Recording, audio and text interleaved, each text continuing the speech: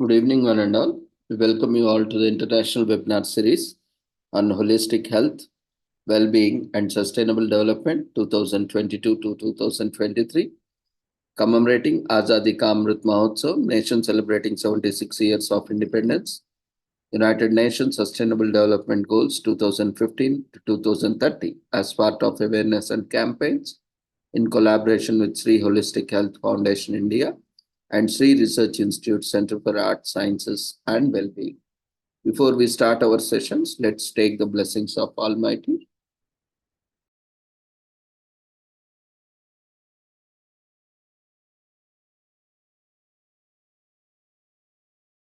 कुरुत्वं कल्याणम् आरोग्यं धनसम्पदः शुभं कुरुत्वं कल्याणम् आरोग्यं धनसम्पदः शत्रुबुद्धिविनाशाय दीपज्योतिर्नमोऽस्तुते दीपज्योतिर्नमोऽस्तुते शुभं कुरुत्वं कल्याणम् आरोग्यं धनसम्पदः शुभं कुरुत्वं कल्याणम् आरोग्यं धनसम्पदः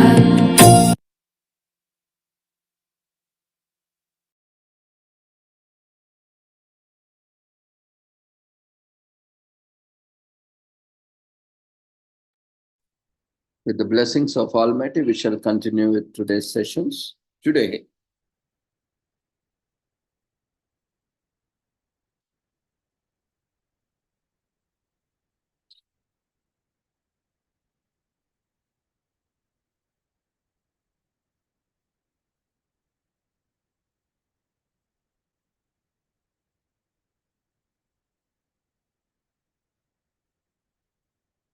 we are commemorating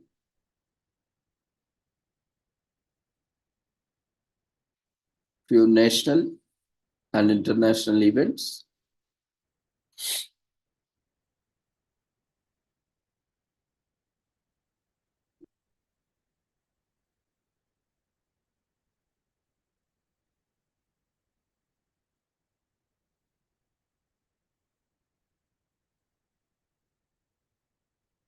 Like National Short Film Day, National Download Day,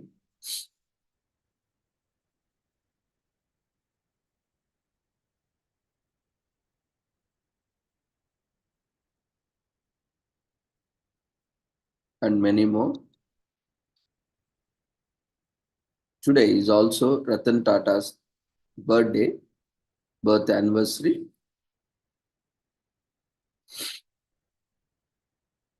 Ratan Naval Tata, the Indian industrialist, philanthropist, entrepreneur, and former chairman of Tata Sons, needs no introduction. He is a synonym for charity. No, he is an example to everyone who takes up charity and philanthropy without expecting anything.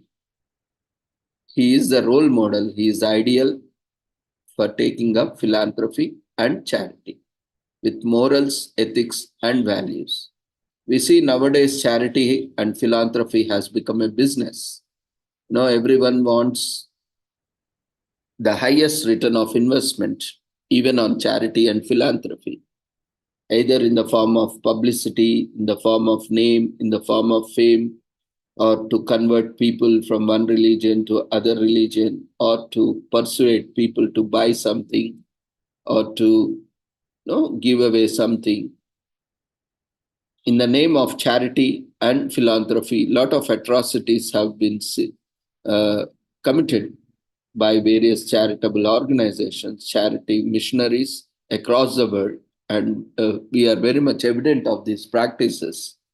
But if you look at Ratan Tata ji, without any expectations, he truly served the society with highest moral and ethics.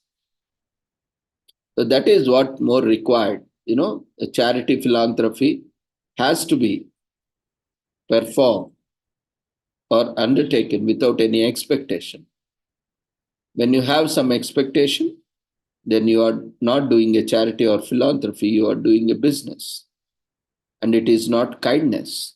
So Today, we are celebrating his birthday or birth anniversary, who is such a visionary. You may not find him, he's one of the richest persons in the world. But, if he couldn't have taken up the philanthropic activities or charitable activities, he could have been the most richest person in the world several consecutive years. But he never wanted to be so, because the more and more he has grown his business, the more and more he undertook charity and philanthropy. So that is a philosophy behind, you know, God blessing us more. So we should be donating more, we should be contributing more. It's not that God keep us blessed, God bless us with more and we accumulate more and more. God gives us for what? So that we can serve the society. So it is a true example of what a charity and philanthropy means. For the sake of name, fame, and for the sake of money, power, people do many things. You see liquor business, lot of liquor business, tobacco business, even governments, unfortunately, World Health Organization, United Nations are repeatedly saying that alcohol, tobacco is the highest killer. The top killers in the world are tobacco, alcohol. But government officially, various countries promote officially tobacco and alcohol. Why? For the sake of money. In the form of taxes, they generate a lot of revenue. But at what cost? The cost of lives of common people, where they are spending hard-earned money on consuming tobacco and consuming alcohol. So why we are taking up this example? Tata's never ventured into such business. They could have made lot of benefit from that. He could have been forever the richest person in the world. But the highest morale he had and the ethics he had, he never ventured into that business in spite of having all the opportunities to accumulate more wealth, because he cared for the people, he cared for the planet, he cared for the lives of the people, health of the people. For him, it is not important to accumulate wealth at the cost of people's lives, at the cost of families, at the cost of environment, at the cost of the planet. That's why he is an ideal for many. For simple things, people go to any extent, even at any cost, to achieve power, to earn money and whatnot. But, though there is a possibility also, because he understood that it should not be at the cost of one's lives, one's family, one's community, or one's nation at large. That's why you can't see his name on any Forbes list or richest person list, because the amount he has donated, no one in the world has donated. If any such list is there, any such list is prepared, you can see Ratan Tata's name on the top of the list forever. So that is a kind of role model one has to give with respect to charity or philanthropy or giving back to society. Charity and philanthropy is not That activity, which is taken up for name and fame, you invest 1 rupee and you try to get, return of investment of 1 rupee or 10 times or 100 times, 1,000 times more. That is not at all a charity. In fact, that kind of charity always makes you commit more sins and makes you suffer more. So instead of doing such kind of business charities or business philanthropy, it's best not to do any charity or philanthropy at all. In that way, you will be saved from committing more sins.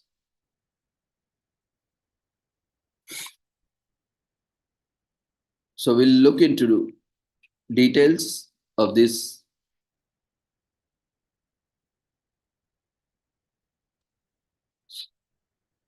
Ratan Nawal Tata was born on December 28, 1937. He is a prominent Indian industrialist and former chairman of Tata Group of Companies, India's largest conglomerate.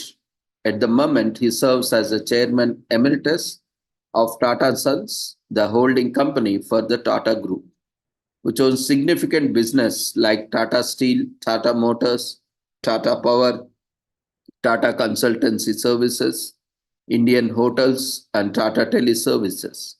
He is well-known philanthropist and he has invested more than half of his group share in charity and trust.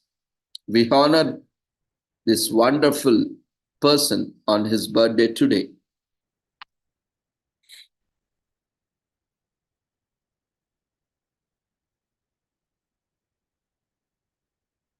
Ratan Nawal Tata was born on December 28, 1937 in Surat, India, to Nawal Tata and Sonu. His parents separated when he was 10 and he was raised by his grandmother. He earned a BS degree in architecture from Cornell University in 1962. Thereafter, he enrolled in the Harvard Business School, where in 1975 he completed an advanced management program. Tata began his career in 1962 with the Tata Steel Company, working alongside blue-collar workers to shovel stones and maintain furnaces. It was hard work, but it gave him a better appreciation and respect for the family business. To resolve a financial situation at the National Radio and Electronics Company Limited, NELCO in short, he was appointed director in charge in 1971. He labored to create a superior consumer electronics division, but was transferred to the Tata's Group faltering textile factory, Express Mills, in 1977. He was named the new chairman of the Tata Group of Companies by J.R.D. Tata in 1991. Under his direction, the industry's financial performance improved and the organization grew by leaps and bounds. Tata changed the division's leadership and strategic direction and increased dividends dramatically. He joined the Prime Minister's Council on Trade and Industry as well. He participated actively in India's AIDS Initiative program and sat on the advisory board of the RAND, Center for Asia Pacific Policy.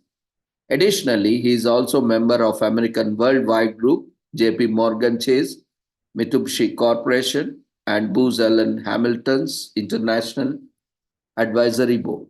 Tata continues to be a successful businessman even after retiring in 2012 when he turned 75 and invests in new and exciting projects. A bachelor, he has never married and prefers to lead a quiet life. He rides a Tata sedan and lives in a modest home in Mumbai. Tata began his job at the Tata Steel Division, working alongside blue-collar workers, shoveling stones and maintaining furnaces in 1962. Tata is appointed the director in charge of the National Radio and Electronics Company Limited, in short known as NELCO, to improve the company's financial position in 1971. Tata is transferred to the Tata Group's floundering textile factory, Empress Mills, in 1977. Tata is appointed chairman of the Tata Group of companies by J.R.D. Tata in 1991. He becomes the Tata Group chair. Tata begins his team as a member of the advisory board of the Harvard Business School in India. In 2006, Tata serves on the Carnegie Endowment for the International Peace Boards of Trustees. In 2013, he is exceptional. During his tenure as chairman of Tata Group, he contributed immensely to the development of the company. He was a visionary leader who took his organization to new heights. He has contributed immensely to the lives of the people, given them hope, and encouraged them to dream big. He has dedicated his wealth and position to the advancement of others. He does not believe in a flamboyant life. He has been living a simple life since he has begun working. He is a stickler for traditional values and believes in a quiet and modest life. Tata's grandmother, Nawajbai Tata, the widow of Sri Ratanji Tata, raised him and legally adopted him through the J.N. Petit Parsi orphanage. Tata is not included among the world's richest person because more than 65% of the company's fortune goes to charitable organizations. He is richest person, world's richest person, but because as he donates 65% of his profits to the charities, he is not counted as the richest person because a lot of wealth he is not accumulating, but he is giving back to the society. Under his leadership, the Tata Education and Development Trust, the charitable arm of the Tata Company, established the $28 million Tata Scholarship Fund to support Indian undergraduate students at Cornell University. He experienced and skilled. He is a pilot, an experienced and skilled pilot. He piloted an F-16 Falcon in 2007. He has strong fondness for dogs and is a proud owner of two of them, Tito and Maximus. Tata donated $50 million to the Harvard Business School in 2010 for the construction of an executive center. Tata's diet usually consists of pulao, dal, baked custard, and loads of nuts, and tangy and sweet masoor dal, a thick stew of dried lentils, peas, or beans. Tata's native language is Gujarati language.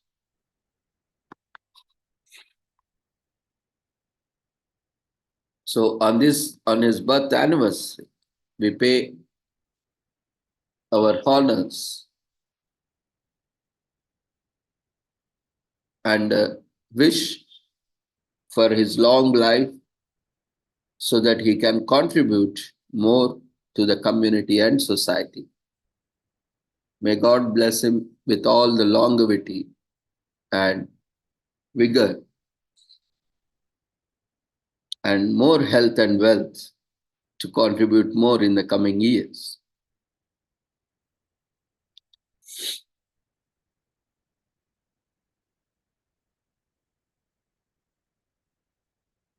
Today is also commemorated as Proclamation Day in Australia, which falls on the first working day after Christmas, celebrates the founding of the government of South Australia as British province.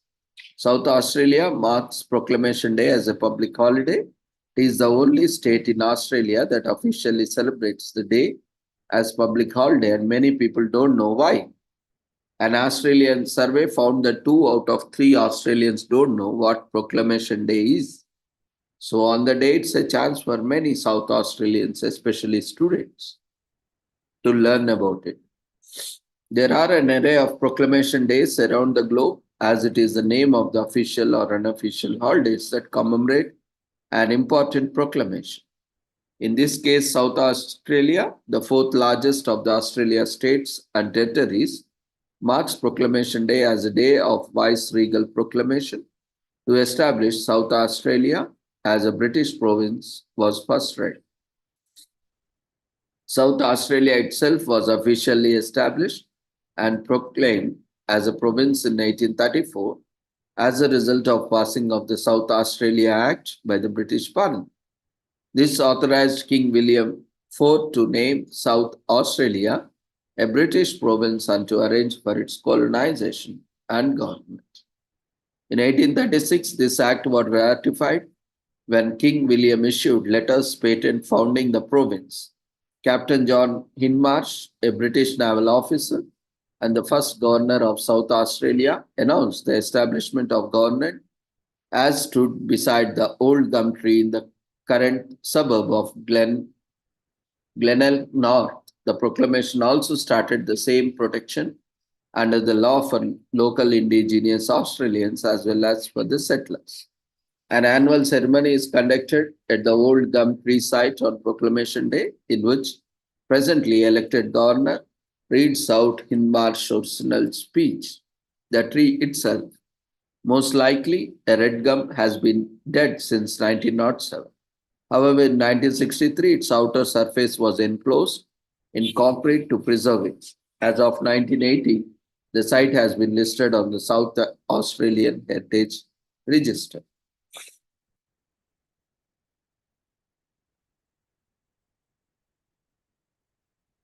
Today is also commemorated as Pledge of Allegiance Day in US. For many of us, the Pledge of Allegiance was something we knew by heart and recited every morning in the school with our right hands over the hearts and our eyes cast upward at the flag on the wall. For Americans, we taught to show patriotism. The history of the pledge is long and fraught with controversy in recent years, so no individual America's experience with it is universal. Today, the Pledge of Allegiance goes as follows. I pledge allegiance to the flag of the United States of America and to the republic for which it stands, one nation, under God, indivisible, with liberty and justice for all. This is recited by Americans, especially by students early morning in the school. The first iteration of a patriotic pledge of allegiance was penned in 1885 by Civil War veteran Colonel George Balch, but it shares almost no similarities to the Pledge of Allegiance many of the Americans learned in the grade school. It wasn't until 1892 that Franz Bellamy, an editor at the children's magazine, The Youth's Companion, was asked to write a patriotic verse to celebrate the 400th anniversary of Columbus touching down on the continent that the official original version of the pledge was written.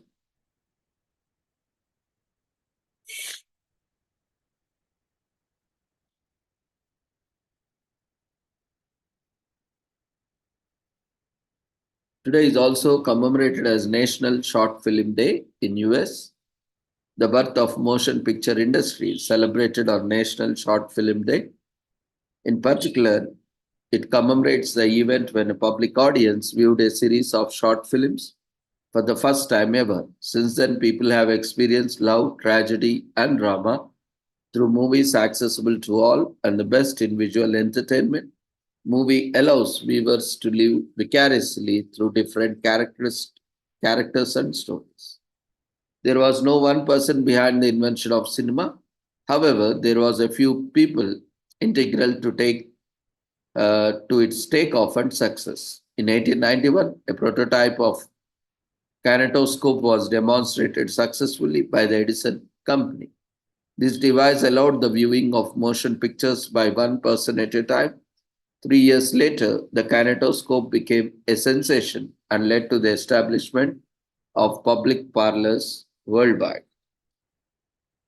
It was Lumiere Brothers who presented the moving pictures through a projector for the first time to a paying audience of 33 people. in Paris, France in 1895. The contraption used for playing the films was their own invention. The cinematography, which was three-in-one camera, projector, and printer, the two brothers, Louis and Auguste Lemery, ignited the world's fascination with cinema. 10 short films were projected, each one of them under a minute in length. This was an extraordinary moment in the history as the seed of watching movies was planted on this day. Fast forward to the present day, and we have short films in various styles, genres, and duration. Not only do short films entertain, but they are also a quick way to educate and inform on subjects through storytelling. These documentary films provide insight into lives of real people around the world. So, National Short Film Day was initiated by Film Movement on December 28, 2019. Established in 2002, Film Movement is the distributor of many award-winning indie films set in New York City. With more than 250 shorts and feature films in their portfolio, their movies have been played at distinguished film festivals worldwide. National Short Film Day was created to mark the importance and resilience of great short film industry.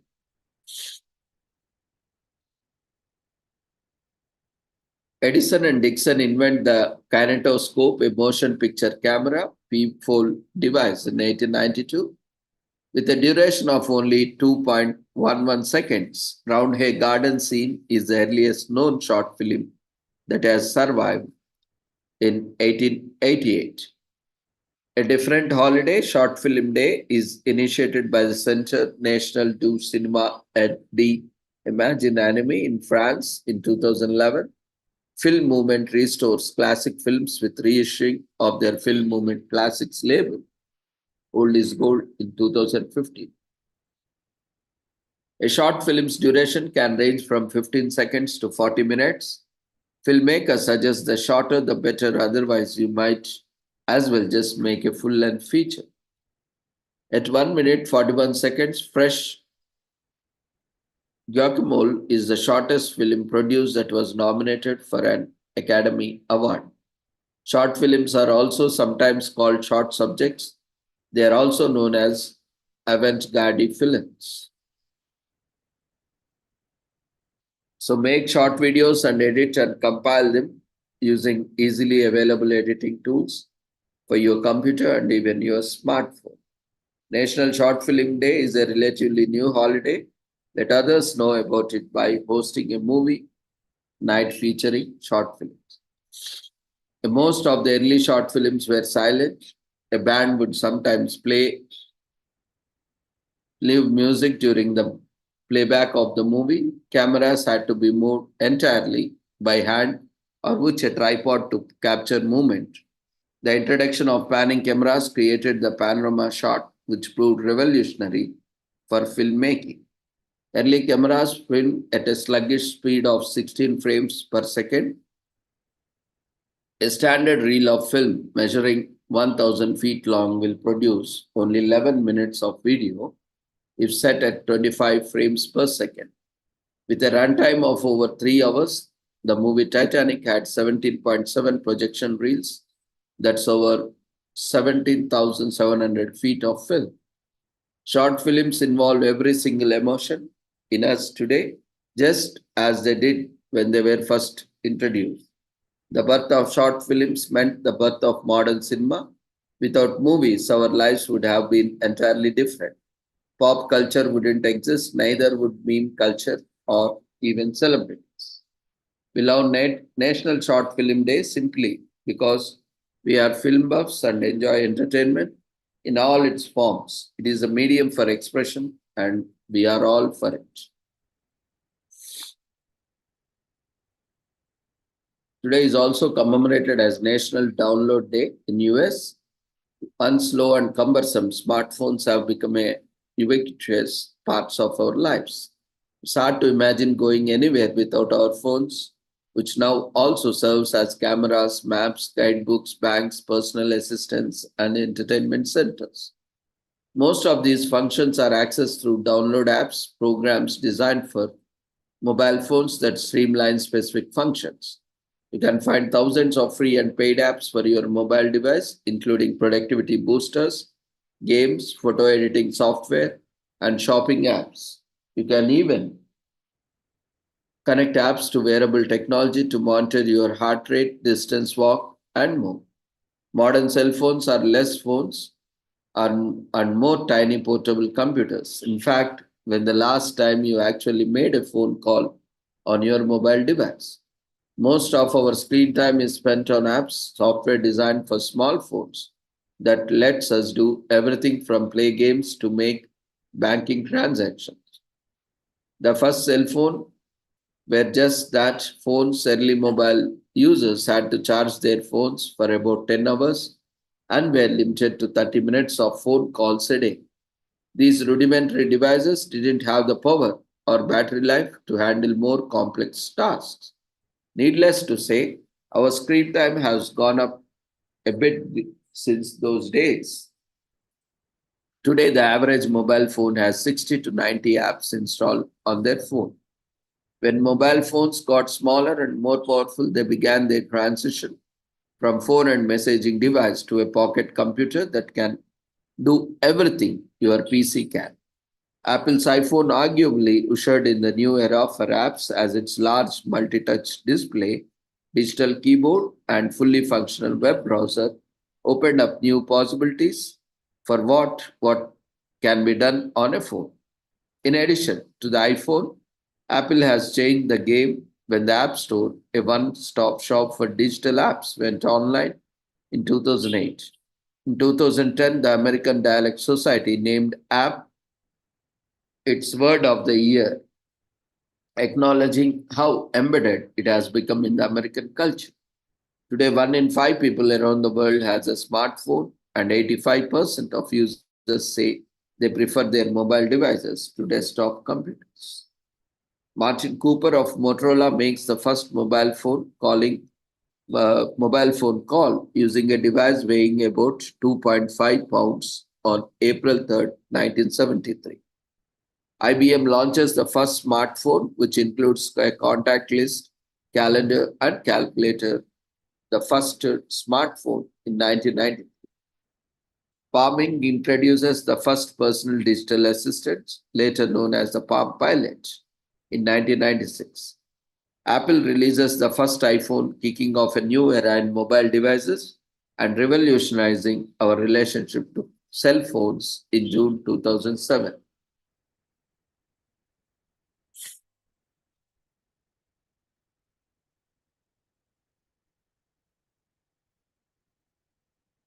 So take a look at today's most popular downloads and you will find an app that does just what you want, what you need.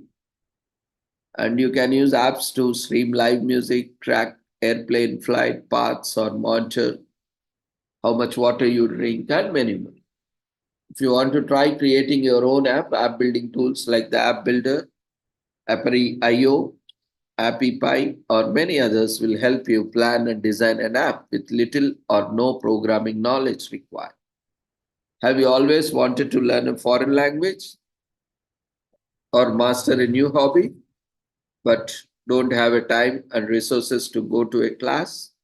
Apps aren't all games and social media. Many apps out there will help you to learn, practice new skills from home on the go. A smartphone enabled fridge can monitor temperature, help you make shopping lists, and stream your favorite music, favorite shows in the kitchen. Your fridge is watching. The most downloaded app of all time is Facebook, as we all are social beings. Shortly after the App Store launch in 2008, fart noise apps became some of the most popular downloads in the store. Digital whoopee cushions. The Android Play Store has almost 3 million apps available for download with endless apps. Almost two-thirds of the apps in the Apple Store has never been downloaded. They are lonely apps. Celebrate the day by downloading a new game or two and start a tournament with your friends. It's a fun excuse to try new game or app. Apps aren't just for gamers. We can use them to boost our productivity, connect with family across the world, manage our diet and exercise plans, and work on creative projects.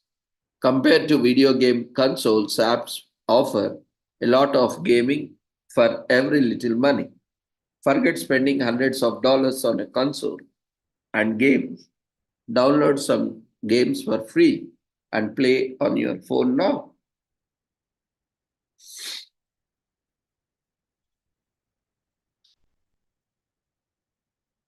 Today is also commemorated as National Chocolate Candy Day in US.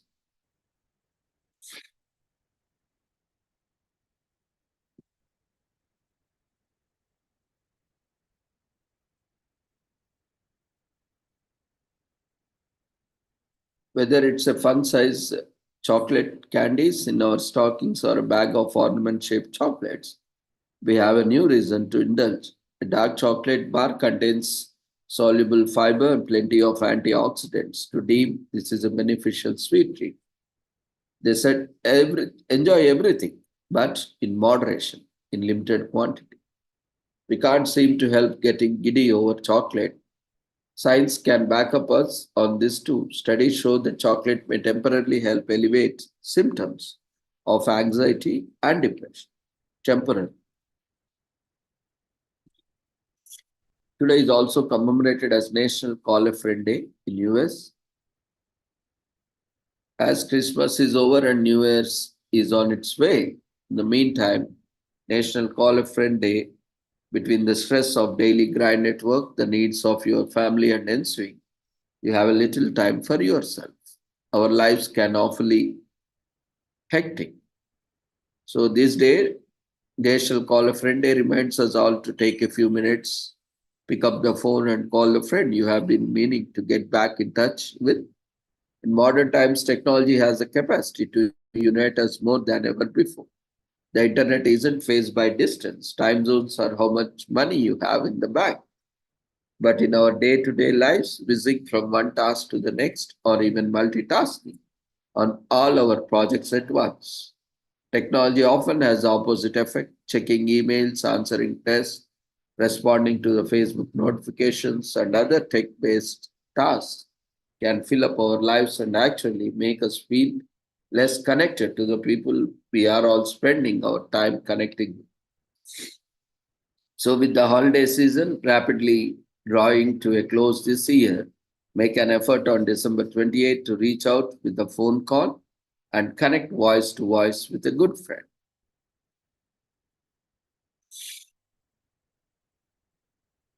So, Facebook was founded in February 2004. Social networking site Facebook was created, making it easier than ever to stay connected to friends. It was estimated that more calls using mobile phones were made than wired devices in Britain in 2011. Texting over phone calls as the most popular medium of communication for people under the age of 50, one text message away since 2014. National Call a Friend Day is celebrated annually to bridge the communication gap between friends who have been out of touch on December 28, 2019, and since then. So call a friend, get chatty with a wrong number, but not intentionally. Do not annoy them, abuse them. Just if it happens on a mistake, you can. Everyone makes a mistake now and then. Hold a getting in touch party. Chances are a few of your friends are friends with each other, and chances are at least one of your mutual friends lives somewhere outside comfortable visiting distance. All you need is love. Humans are social creatures, and we tend to do best when we foster loving, supportive relationships with others. Going it alone can be tough, and while there are few hermits out there who shun society and contact with other humans, most of us are built for a life of solitude off the grid. Whether you are a butterfly, social butterfly with countless friends in different groups, or you are an introvert with a hand-picked squad of a few, very close companions, your interactions.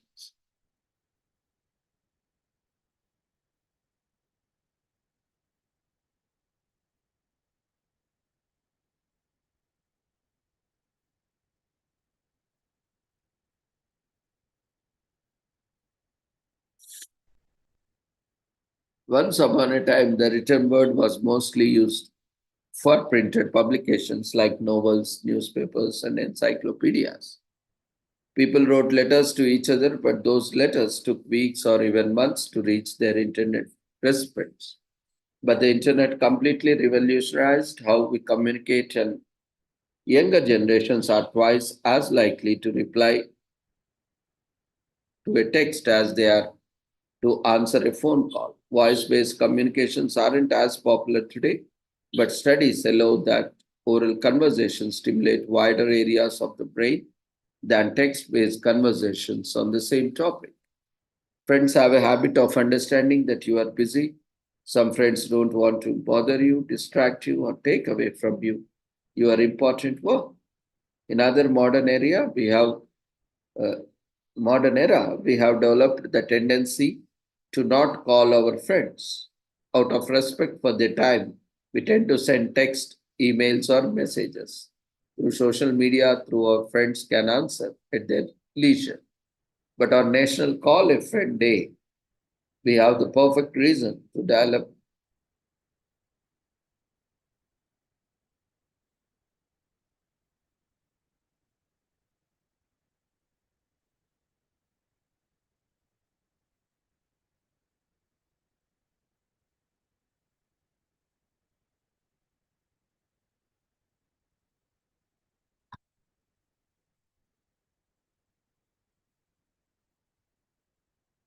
It is also commemorated as Holy Innocents' Day, is also known as Feast of Holy Innocents.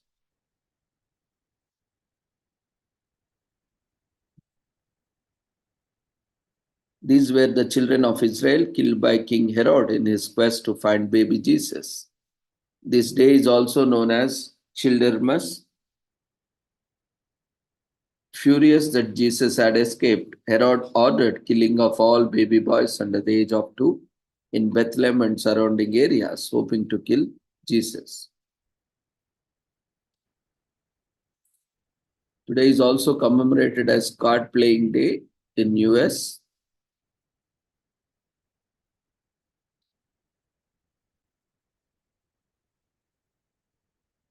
Playing cards have been around for a long time, but they didn't start out as the 52 card deck we have today.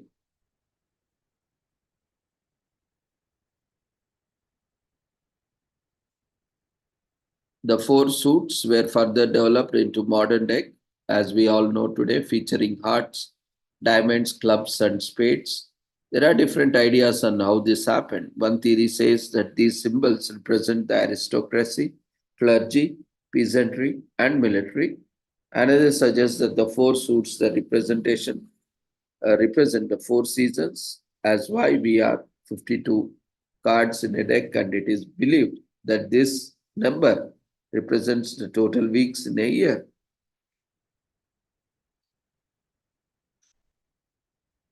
Today, thousands of card games are enjoyable by people around the world. The most popular card games include spades, hearts, solitaire, gin rummy, blackjack, and of course, poker.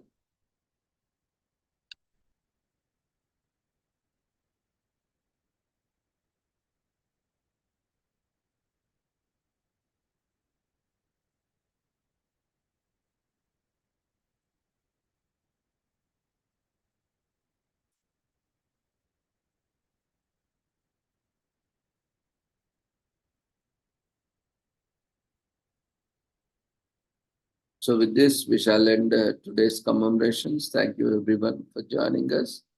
Before leaving, we request everyone to quickly fill up the feedback form.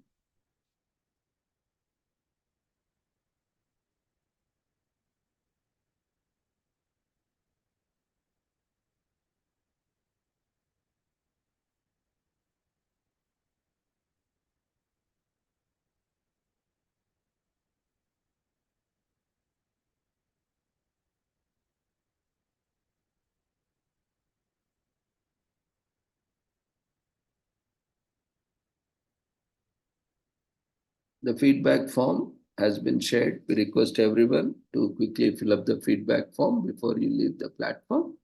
See you all tomorrow at the same time with the same link for different commemorations. Take care. Good night.